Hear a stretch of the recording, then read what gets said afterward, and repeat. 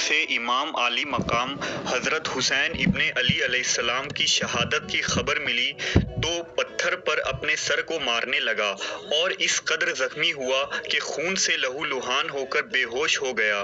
وہ اس وقت قید میں تھا۔ اس نے یہ قسم کھائی کہ جس وقت وہ قید سے رہا ہو کر باہر نکلے گا، حکم خدا سے تمام دشمنان آل محمد اور کربلا میں شامل ایک ایک یزیدیوں کو اس طرح قتل کرے گا کہ لوگوں کو بخت نصر کا قتل یاد آ جائے گا، یعنی جس طرح بخت نصر نے قتل یحییٰ بن زکریا کی وجہ سے بے شمار قتل کیا، اسی طرح حسین ابن علی کی اس نے بقول امام ابن کثیر قتل حسین کا بدلہ لے کر مسلمانوں کے کلیجوں کو ٹھنڈک پہنچائی۔ مختار بن ابو عبید ثقفی کا تعلق عرب کے مشہور قبیلہ بنو ثقیف سے تھا۔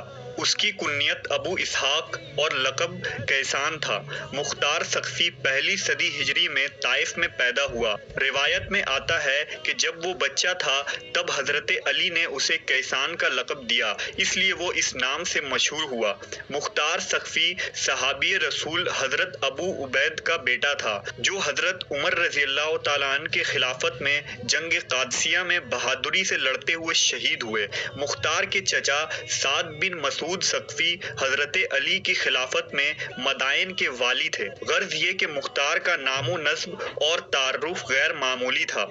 مختار کے ابتدائی زندگی کے متعلق زیادہ جانکاری نہیں ملتی، البتہ وہ کم عمری میں ہی جہاد میں شریک ہونے کی خواہش رکھتا تھا اور خوارج کے خلاف جنگوں میں بھی حضرت علی کا حمایتی رہا۔ روایتوں میں یہ بھی آتا ہے کہ حضرت معاویہ رضی اللہ تعالیٰ عنہ کی حکومت میں مختار بصرہ کے لوگوں کو امام حسین کی بیعت کی دعوت دیتا تھا، لہٰذا بطور سزا اسے کوڑے بھی لگائے گئے اور طائف واپس بھیج دیا گیا۔ مختار ابتدا سے ہی محب اہل بیت میں سے تھا اور آل محمد پر جان و مال قربان کرنے کے لیے حاضر رہتا۔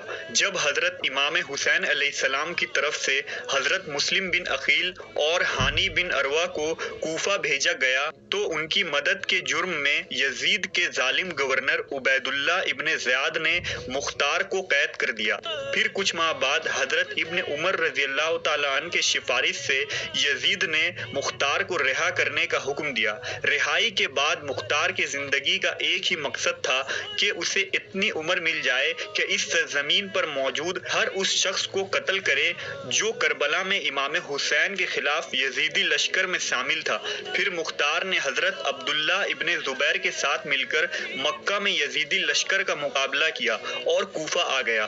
کوفہ میں مختار نے اپنی امارت کا اعلان کر دیا اور حکومتی طور پر ان لوگوں کے نام کا ایک رجسٹر بنایا جو قتل حسین میں شریک تھے۔ یہ 66 ہجری کی ابتدا تھی۔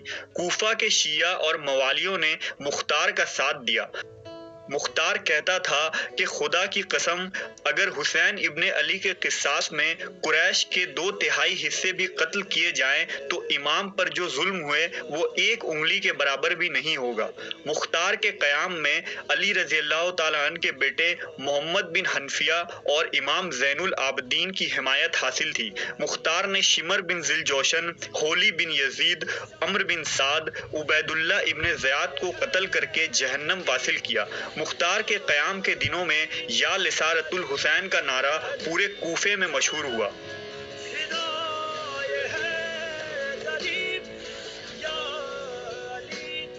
اپنے مقصد حیات مکمل کرنے کے بعد مختار نے بارگاہ خداوندی میں شکر ادا کیا اور اب اسے زندگی یا حکومت سے کوئی سروکار نہ رہا۔ پھر 67 ہجری میں مصعب بن زبیر نے کوفہ پر حملہ کر کے مختار اور اس کے ساتھیوں کو بڑی بے رحمی سے شہید کر دیا۔ مختار کے متعلق علماء 2 گروہ میں تقسیم ہو گئے ہیں۔ پہلا گروہ اس کی تعریف کرتا ہے اور اسے سچا محب اہل بیت قرار دیتا ہے جس نے شہید کربلا کا انتقام لیا۔ دوسرا گروہ اس کی مذمت کرتا ہوا اسے کذاب قرار دیتا ہے جس نے یہ سارے امور حکومت کے لیے کیے اور ایک جھوٹا شخص تھا۔ مورخین میں امام ابن اسیر، امام ابن خلدون وغیرہ مختار کی مخالفت کرتے ہیں، نیز اسے نبوت کا جھوٹا دعوے دار بھی قرار دیتے ہیں۔ دوسری طرف ائمہ اہل بیت سے مختار کے رابطے اور مختار کے متعلق ان کی تعریفی الفاظ نے مختار کی شخصیت کو ایک متنازع خیز شخصیت بنا بنا دیا ہے۔ مختار سقفی کے متعلق آپ کی کیا رائے ہے؟ کمنٹ سیکشن میں ضرور بتائیں۔ شکریہ۔